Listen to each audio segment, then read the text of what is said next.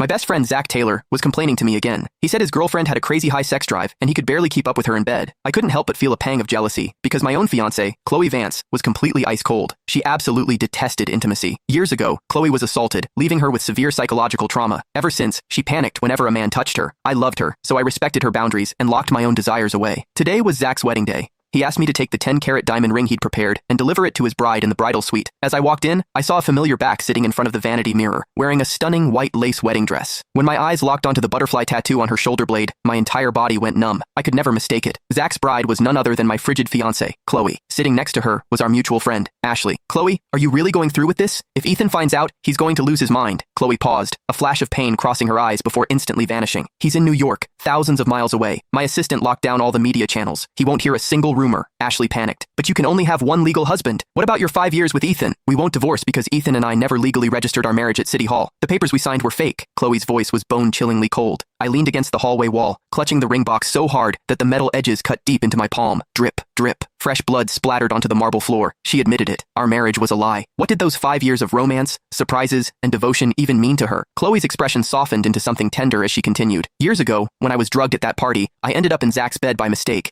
I got pregnant with his child. I couldn't let our daughter grow up without a father." I moved, slipping the ring box into my pocket. The two people I trusted most in this world had been sleeping together behind my back, and they had a 4-year-old child to show for it. I wanted to storm in. I wanted to tear those two cheaters apart, but Chloe's next words stripped away any right I had to complain. "When Victoria found out about Zach and me, I thought she would hate me for betraying Ethan," Chloe murmured, her eyes shimmering with emotion. "But instead, she thanked me. Because of this, she found her biological son. Zach is the real heir to the Reynolds family. Ethan has been living high on the hog in Zach's place for over 20 years, while Zach was suffering out there. Zach was the one who was supposed to be my childhood sweetheart. He was the one who was supposed to live this luxury life with me." Ashley was stunned. "Then what about Ethan? You're just going to throw him away like trash? He only got to be with me because he stole Zach's identity. All I feel for him now is a bit of pity." As Chloe's voice drifted off, I clenched my teeth so hard they nearly shattered. The words, "child of a fraud and thief who stole a life," echoed relentlessly in my head. I turned and walked out of the wedding venue. Behind me, the minister was starting the vows. I paused, my footsteps dragging. At our commitment ceremony years ago, Chloe's father had thought she hated the arranged marriage with me and tried to swap the groom. When Chloe realized it wasn't me at the altar,